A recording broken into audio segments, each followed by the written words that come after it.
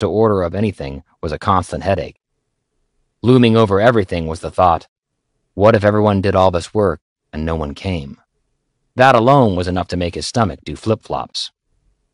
"No problem, glad we could help," Billy said, and he stood up. "I'm looking forward to seeing both of you in a few weeks." Billy glanced around the dining room and then excused himself. Lee finished his coffee as Daryl got up as well. "Let us know if you need anything else," Daryl said, shaking hands with both of them. "You guys saved my business. I'll help any way we can." "Thank you," Lee said, and they left the restaurant. "That was a big help," Lee added with a sigh of relief. "This whole thing is kind of overwhelming." Lee walked toward Dirk's car. He expected Dirk to say some kind of "I told you so," but he didn't. "I need to get my things from the station," Lee explained once they were in the car. "Do you want to come back to the house?" Dirk asked. "Yeah," Lee answered, and Dirk started the engine. Lee grabbed his things from the fire station and then got on his cycle, riding through town to Dirk's house.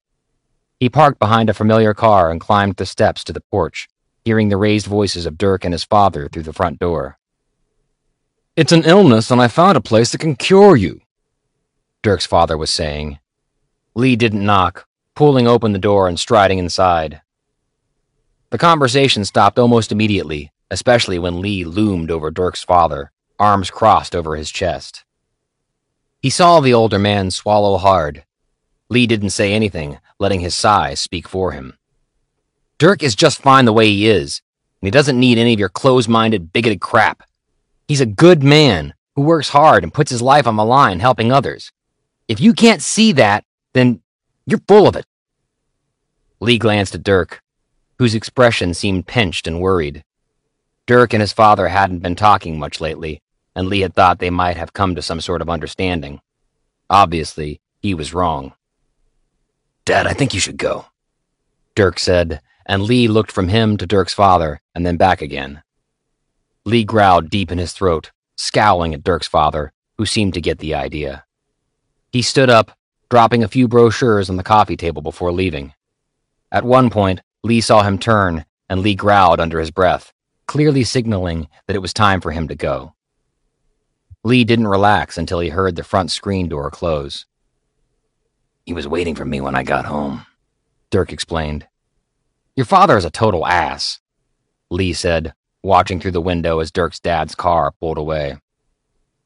With a father like that, it was no wonder Dirk tended to be stubborn and occasionally a complete asshole. Look at the role model he had.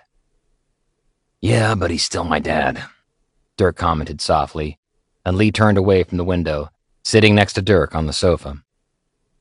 "Thank you for helping today," Lee said, changing the subject. "I really appreciate it."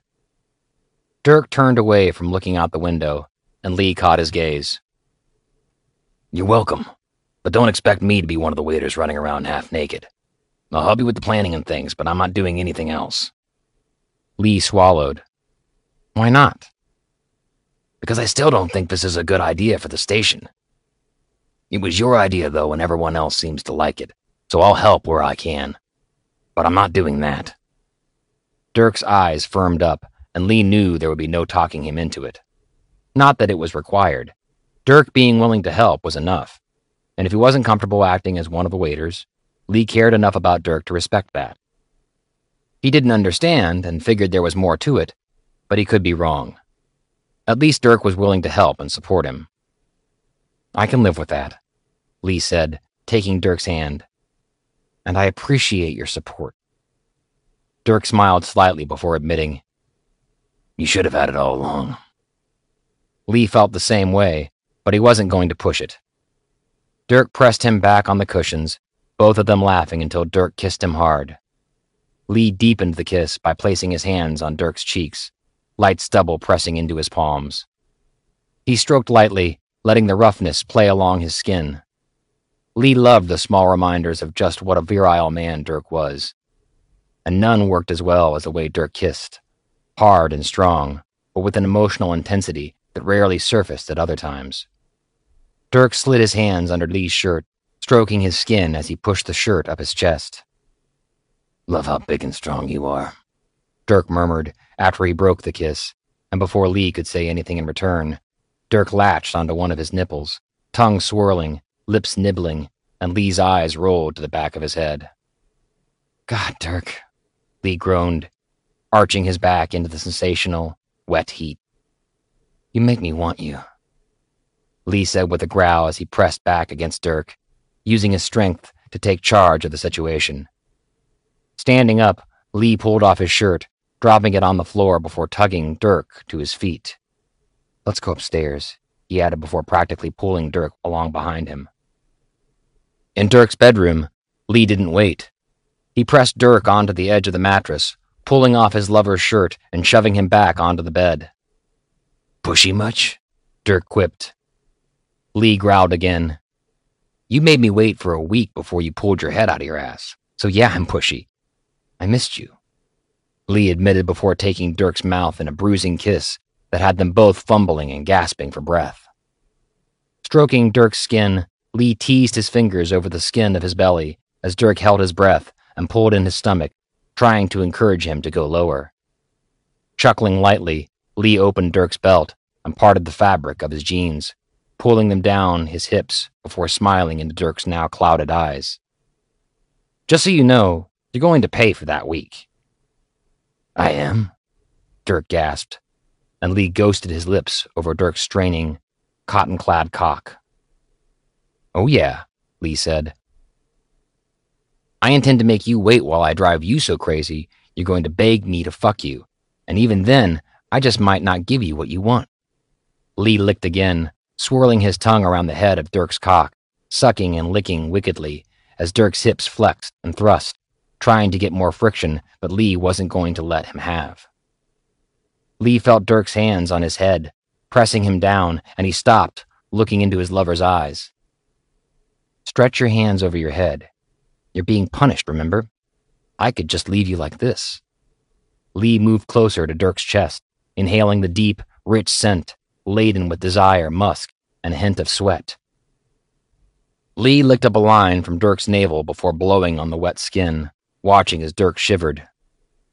Lee, don't you dare, Dirk groaned, and Lee smiled before lightly flicking a nipple with his tongue. Then be good, and I'll consider it, he joked. He had no intention of stopping, and Dirk knew it too. Dirk lifted his arms over his head, and Lee climbed onto the bed, massaging the strong muscles of Dirk's shoulders as his nose filled with the heavenly scent of a rugged, strong man. Lee slowly ran his hands from Dirk's wrist down over his forearm, and then up to his shoulder and along his chest. A pebbled nipple tickled Lee's palm as he continued stroking. He heard Dirk sigh as he knelt near Dirk's head, letting his hands wander over Dirk's skin. If I've been bad and this is my punishment, maybe I should be bad more often. Dirk smiled up at him, and Lee bent forward, kissing his lips lightly. I'm having mercy on you, you dumbass, Lee said with a wink before stretching his arms to reach all the way down Dirk's chest and stomach, slipping his fingers beneath the elastic of Dirk's underwear. He felt Dirk's breath hitch, and Lee wriggled his fingers along Dirk's now straining cock before pulling back once again. Maybe you spoke too soon. Lee, Dirk whined, and he ignored it as he continued working Dirk's skin and muscles. Roll over, Dirk, Lee said, and Dirk complied while sliding up so he could be more comfortable. Before Lee settled between Dirk's legs, he tugged down his briefs, dropping them on the floor. You have great legs, Lee commented as he felt the powerful muscles pass under his hands. When he reached Dirk's butt, he worked the cheeks, resting his fingers near Dirk's entrance, and Lee felt Dirk tense and groan softly. Like that? Uh-huh, Dirk groaned, and Lee worked the other cheek before kissing one and then licking down between them. Automatically, Dirk spread his legs, and Lee licked across Dirk's entrance as the unique musky flavor of his lover burst on his tongue. Lee heard Dirk groan. He knew this drove Dirk out of his mind. And as he probed the puckered flesh, he felt Dirk press backwards. Spreading Dirk's cheeks, Lee probed his opening, sucking and licking his skin. Godly. I know, he soothed, and continued probing as Dirk bucked and whimpered. Lee continued rimming Dirk until he could feel his muscles relax, and then he probed deeper, opening his lover more and more until Dirk felt completely pliant beneath him. "Fuck me, Lee," Dirk begged softly. "I want to feel you deep and hard." Dirk damn near waggled his butt at him, and Lee found the bottle of lube and slicked himself up before positioning himself at Dirk's entrance, waiting. "Lee!" Dirk cried as he backed toward him. Lee was ready for it, and backed away as well, and once Dirk was prone on the bed again, he pressed forward, entering his lover's body in a single, swift movement, plunging into Dirk's steamily hot body. Dirk groaned deep and loud as their bodies joined together. Lee tried to take it easy, but control was something in short supply right now. "Did I hurt you?" he asked once he felt his hips pressing to Dirk's butt. Lee swallowed hard, trying to regain some type of command over his body and desires. "No," Dirk said, and pushed back to emphasize the point. Lee gave him a minute to adjust before withdrawing. Every time they were together like this, Lee told himself to take his time, and every time he found himself so turned on he was unable to do anything but fuck Dirk into the mattress. This time, he forced himself to move slowly, pulling out in what seemed like slow motion before snapping his hips. "Jesus!" Dirk cried, and Lee grinned. He knew just how to angle himself to hit Dirk's special spot, which he did repeatedly.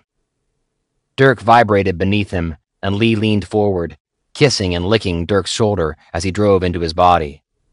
The bed shook, and Dirk grunted, his entire body moving along with the bed. Wanting to see Dirk's face and watch him as he came, Lee pulled out and flipped Dirk onto his back.